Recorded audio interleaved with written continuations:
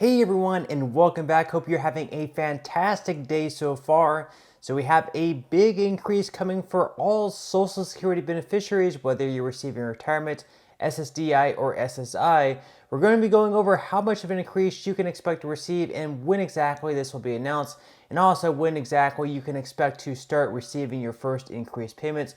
So we're going to be covering all of that in today's video. But first, I wanted to talk about a topic which is Social Security and Medicare solvency. This has been a thing that's really been on the radar over the past couple of years. That's because within the next 8 to 10 years, both the Medicare and Social Security Trust Fund will be going insolvent. So they need to come up with a solution. There's a lot of people pointing their fingers at the rich not paying their fair share into the system. And only if they did, we wouldn't have this issue of the trust fund going insolvent.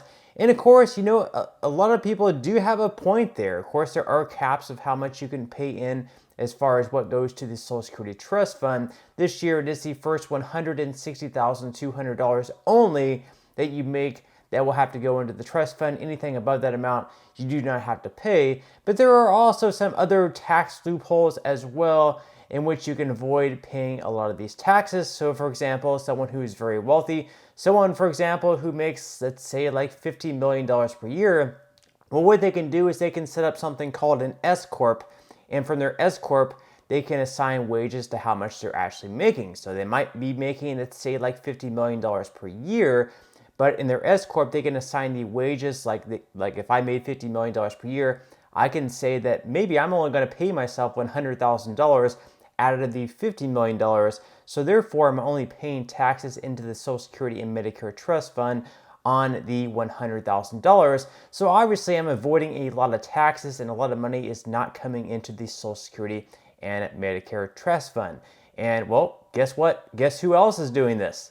President Joe Biden himself. And for someone who talks so much about the rich avoiding their fair share and how the tax system is so unfair, well, he's doing the exact same thing himself. So according to the Washington Post, the Biden's 2017 tax return showed about $145,000 in earnings for Joe Biden and $100,000 for Jill Biden, subject to such taxes, out of income of about $10 million in S corporation revenue. Their 2018 return showed $300,000 in earnings for Joe Biden and $200,000 for Jill Biden, subject to Medicare taxes, out of about $3.2 million in income. So again, you can see there in 2016 for their 2017 tax return, they're only reporting $145,000 and $100,000 in earnings when they made $10 million. So instead of paying taxes on the full $10 million, they're only paying taxes on right around $245,000. How exactly is that fair? We have Joe Biden running around saying, oh, the rich are avoiding their fair share, but he's doing the exact same thing. He's an absolute hypocrite as far as this goes. So they say that, in other words, about 2% of the S corporation income in 2017 and about 13% in 2018 was listed as wages. That caught the attention of tax specialists. So they're only paying 2% of what they actually made in 2017. They're avoiding their fair share in taxes. Absolutely is completely unfair. And they also mentioned here that if he was actually going to pay his fair share, he would have had to pay like an additional $500,000. So, you know, that's pretty unbelievable if I do say so myself. But here is Senator Rick Scott pretty much hammering in that point. Watch. Thank you, Chairman. You know, it's interesting that Senator Wyden brought up the idea that there's rich that take advantage of the system. Joe Biden and his wife actually did that. They took money from income that they should have paid Medicare tax on. They put it into an S corporation, so they could take money that they were from paid speeches and books, put in there, so they didn't pay the 3.8% Medicare tax under the Affordable Care Act. And that's something that clearly ought to be fixed, because it's clearly unfair that people are doing that. I think it's very important to every state, but clearly my state, that we don't see a reduction in benefits for Social Security and Medicare. So I have a bill that would stop that. Unfortunately, I haven't had the opportunity to get Senator Schumer to put on the floor. But it would be, I think none of us should be supporting it. And there's lots of ways to reduce the cost of delivery of health care. But one thing we shouldn't be doing is ever talking about doing anything to reduce the benefits of Medicare and Social Security. And I know Senator Johnson brought this up.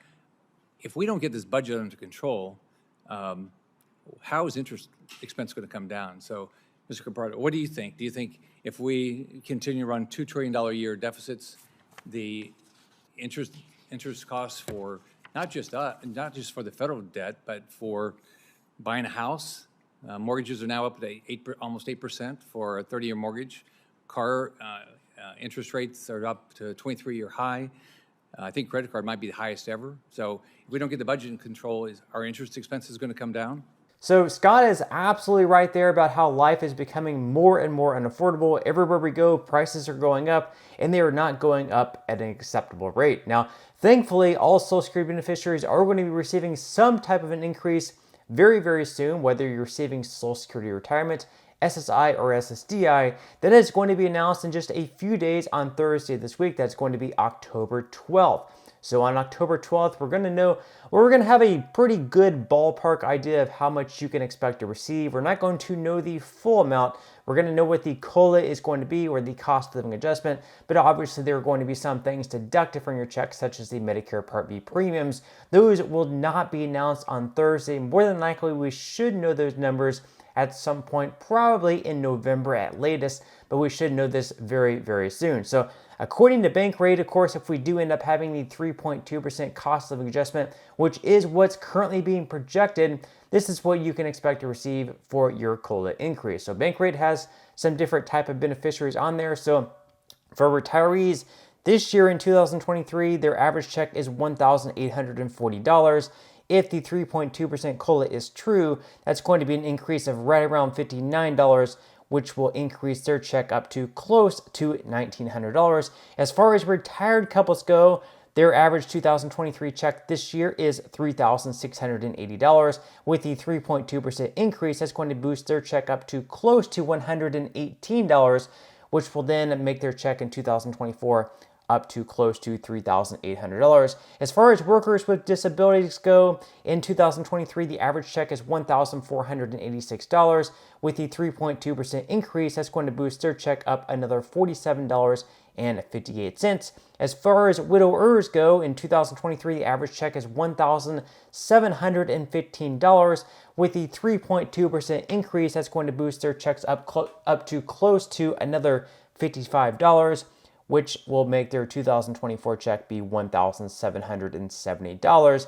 And as far as children of deceased workers, their average check this year is $1,067.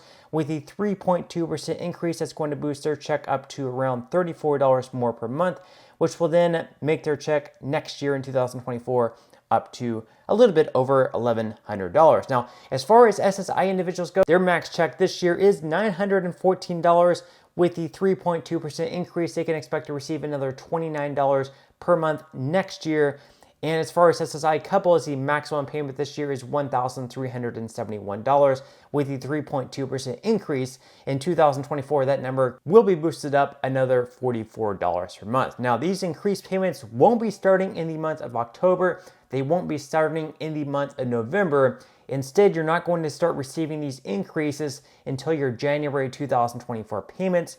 Now, for SSI beneficiaries, you're actually going to receive your first increase in your last payment in December. That's because you're going to be receiving two payments in the month of December this year. Your first payment is going to be coming on December 1st, and then your last payment is going to be on December 29th. That's going to be falling on a Friday. That's because the 1st of January is a holiday, so you're going to be receiving your payment the last Friday of December. So that's all we have for today's video. I certainly hope that you enjoyed, and I will see you in the next video.